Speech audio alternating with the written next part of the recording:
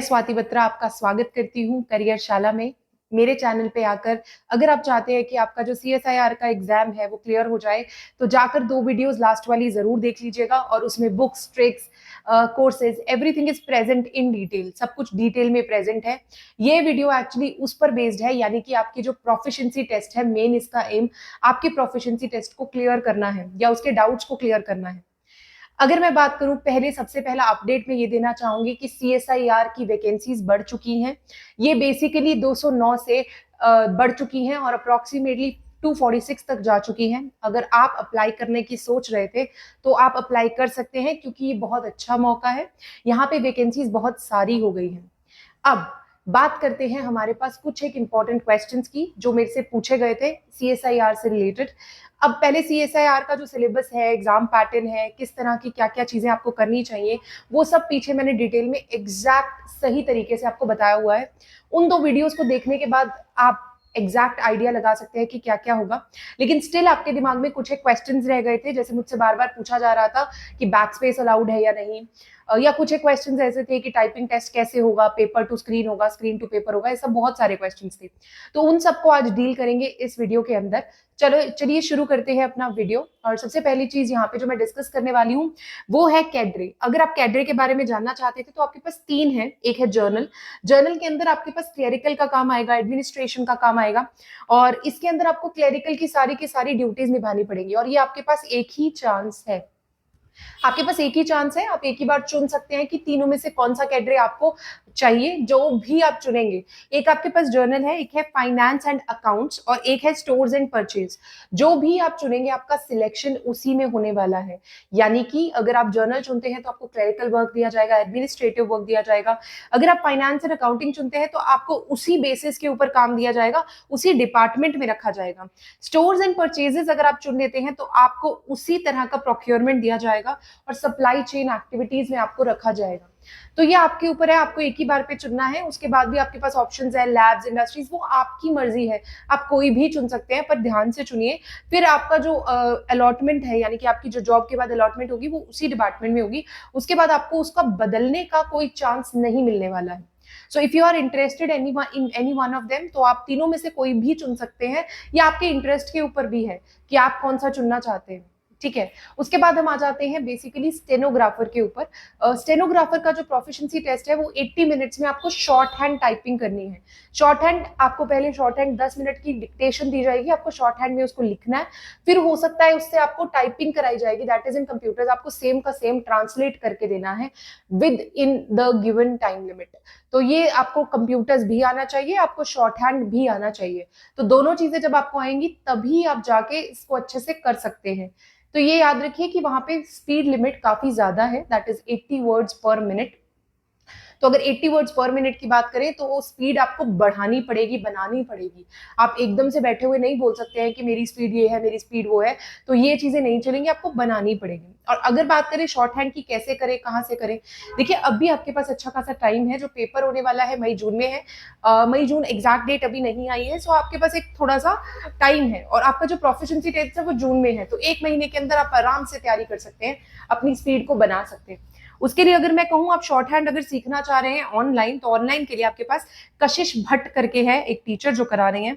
RBE revolution bye education करके है, लिखो स्टेनो अकेडमी है। ये 3 चीजें हैं जो आपकी तैयारी को स्टेनोग्राफर की कंप्लीट कर देंगी। ठीक है। इसके बाद अगर मैं कहना चाहूंगी कि आप तैयारी कीजिए, कंप्यूटर टाइपिंग कीजिए, उसके बाद आपकी कोई भी गलती, देखिए there is a possibility of mistake, और 5% से 7% कुछ कैटेगरीज को दिया जा रहा है, आपको नहीं दिया जा रहा है। आप ये नहीं सोच सकते कि 5% गलती अवॉइड हो जाएगी। बट ध्यान रखिए कुछ एक कैटेगरीज है जिनको अलाउ की जा रही है मिस्टेक, तो आपको बहुत ध्यान से पेपर को करना है। उसके बाद आ जाते हैं JSA का प्रोफिशिएंसी टेस्ट। अगर मैं JSA के प्रोफिशिएंसी टेस्ट की बात करूं तो यहाँ पर आपके पास एग्जैक्ट डिटेल एक एक चीज बताने वाली हूं कि आप कैसे क्लियर करेंगे, क्या क्लियर करेंगे। तो ध्यान से सुनिएगा वीडियो को। और इसके अंदर मैं सबसे पहली चीज ये कहूंगी कि बैक स्पेस अलाउड है या नहीं। देखिए अगर आप बैक स्पेस यूज करते हैं, एक बार मतलब यूज कर लेते हैं, तो उसके मार्क्स कटते हैं। बैक स्पेस अलाउड नहीं है, बैक स्पेस प्लीज मत ही दबाइए, क्योंकि उसको आप दबा तो सकेंगे लेकिन अगर आप यूज करेंगे तो आपके मार्क्स के जाने की संभावना है, तो मत करिए उसको यूज। बैक स्पेस की आदत ही आप हटा ही दीजिए कि बैक स्पेस हम यूज ही नहीं करेंगे, एरर फिर भी चल जाएगा लेकिन बैक स्पेस नहीं चलेगी। अब ध्यान रखिए। इसके बाद अगर मैं बात कर रही हूँ बैकस्पेस वाला क्वेश्चन, आई होप आपको समझ आ गया। इसके बाद अगर हम बात करें कि टाइपिंग किस तरह की होगी, टाइपिंग देखिए पेपर टू स्क्रीन हुई है लास्ट, तो पेपर टू स्क्रीन ही होगी लास्ट। और फेब्रवरी का रिजल्ट भी आ चुका है, तो उसकी कट ऑफ भी मैंने यहाँ पे लगा दी है। उसके कंप्लीट पेपर्स भी मैं डाल दूंगी वहां पे टेलीग्राम ग्रुप में, अगर आप चाहते हैं तो आप वहां से कर सकते हैं।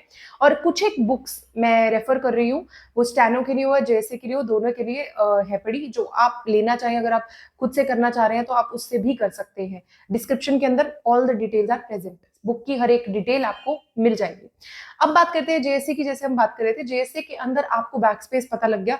अब मैं एक चीज कहूंगी कि अगर आप टाइपिंग कर रहे हैं तो टाइपिंग आपकी 5 वर्ड्स गिने जाएंगे, मतलब एक वर्ड के अंदर 5 लेटर्स गिने जाएंगे, इसमें स्पेस काउंटेड है। मुझे बार बार पूछ रहे थे स्पेस है कि नहीं, स्पेस है, स्पेस काउंटेड है। तो उसके साथ ही कुछ एक डिटेल्स जो मैं आपको स्क्रीन पे दिखाने वाली हूँ, तो आपको पता लग जाएगा कि क्या चीज करनी चाहिए और क्या चीज नहीं करनी चाहिए। ये आपको स्क्रीन पे एग्जैक्टली दिखाया जा रहा है कि ये मिस्टेक्स करने से आपके मार्क्स कटेंगे और ये मिस्टेक्स करने से मतलब कोई फर्क नहीं पड़ेगा। उसके बाद मैं एक चीज कहना चाहूंगी कि जब आप पेपर की तैयारी कर रहे हैं या पेपर के लिए बैठ रहे हैं, तो कुछ एक चीजें जो बताई गई हैं सीएसआईआर की तरफ से कि आपको बेसिकली वहां पे मिलेंगे 10 मिनट, मिलेंगे 10 मिनट के अंदर ही आपको पेपर क्लियर करना है। आप लास्ट वर्ड अगर नहीं भी लिखते हैं तो भी चलेगा, लेकिन याद रखिए कि आपको अगर पेपर क्वालिफाई करना है तो आपको अपनी तैयारी को पूरा रखना होगा, बहुत स्पीड आपको गेन करनी होगी। और अगर लास्ट वर्ड खत्म नहीं होता है तो भी कोई प्रॉब्लम नहीं है, उसको गलत नहीं गिना जाएगा, आपका पेपर लिया जाएगा, ये याद रखिए। तो ऐसा नहीं है कि अगर एक दो वर्ड्स पीछे रह गए तो पेपर आपका लिया जाएगा, ठीक है। तो वो क्वालिफिकेशन बाद में देखेंगे, वो अपना हिसाब लगाकर कैलकुलेशन लगाकर वो निकालेंगे। मैं सारी की सारी डिटेल्स टेलीग्राम ग्रुप में डाल दूंगी कि कैलकुलेशन कैसे होती है, 5% कैसे निकलता है। तो प्लीज आप लाइक शेयर सब्सक्राइब कर दीजिएगा वीडियो को। और जेएसए से रिलेटेड अगर आप टाइपिंग की बात करते हैं ना, तो टाइपिंग के लिए बहुत सारे सॉफ्टवेयर मैंने ऑलरेडी बता दिए। वहां पे एक प्रोग्राम्ड आपको मिलेगा सिस्टम जिसके अंदर चेंजेस नहीं हो पाएंगे। यानी कि अगर आपने एक बार चेक कर लिया कि मेरा सिस्टम ठीक चल रहा है, तो सिस्टम की तरफ से कोई गड़बड़ हो जाती है तो definitely they will be answerable. लेकिन आपको पहले चेक करके बैठना है कि आपकी सारी कीज सही काम कर रही हैं कि नहीं। अगर कीज सही काम नहीं कर रही, उसी टाइम उसको रिप्लेस कर दीजिए, ठीक है। और जब आप टाइपिंग टेस्ट देने बैठेंगे तो टाइपिंग टेस्ट के लिए आपको पता लग गया कि पेपर टू स्क्रीन अभी तक हुआ है, तो मोस्ट ऑफ द टाइम यही प्रोबेबिलिटी है कि पेपर टू स्क्रीन ही होगा।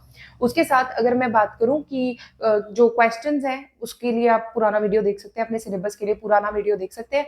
बट प्रोफिशिएंसी के लिए आपको प्रैक्टिस की जरूरत रहेगी, तो प्रैक्टिस करते रहिए डिफरेंट डिफरेंट चीजों के साथ और अपनी स्पीड को बढ़ाते रहिए। स्पीड आपको पता है कि 35 वर्ड्स पर मिनट है और 30 वर्ड्स पर मिनट फॉर हिंदी, ठीक है। हिंदी के लिए मैं बार बार बोल रही हूँ, कृतिदेव और मंगल दोनों चल जाएंगे, पर कृतिदेव करिए क्योंकि नोटिफिकेशन में मेनली उसको हाईलाइट किया हुआ है, ठीक है। तो आप दोनों फॉन्ट के साथ कर सकते हैं। इंग्लिश के लिए ऐसा कुछ नहीं है। इंग्लिश के लिए capital letters will be in mind, capital letters अगर वहां लिखा हुआ है कैपिटल है तो कैपिटल होना चाहिए, स्पेस है स्पेस होनी चाहिए। आपकी जो कॉम्प्रीहेंशन है वो सही, मतलब जो भी आपकी वर्डिंग वगैरह है वो सही होनी चाहिए एग्जैक्टली। और उसके साथ जो पंचुएशन है they will be really really important अगर आपको उसको क्वालिफाई करना है। ये सिर्फ एक क्वालिफाइंग पेपर है, पेपर 1 की कट ऑफ और पेपर 2 की कट ऑफ। देखिए मैंने आपको कहा था 120, लास्ट वीडियो में मैंने बताया था 120, जो इस बार का रिजल्ट आया ना फेब वाले का, तो वो 110 पे बता रहा है कि पेपर 1 वहां पे क्लियर हो जाएगा। तो ये एक आपके लिए रिलीफ वाली बात है कि कट ऑफ जो है वो थोड़ा सा कम हो गया है, तो आपके लिए ये बहुत बहुत बड़ी रिलीफ है, I can understand. So cut off check on कर लीजिएगा and all the very best. Thank you so much.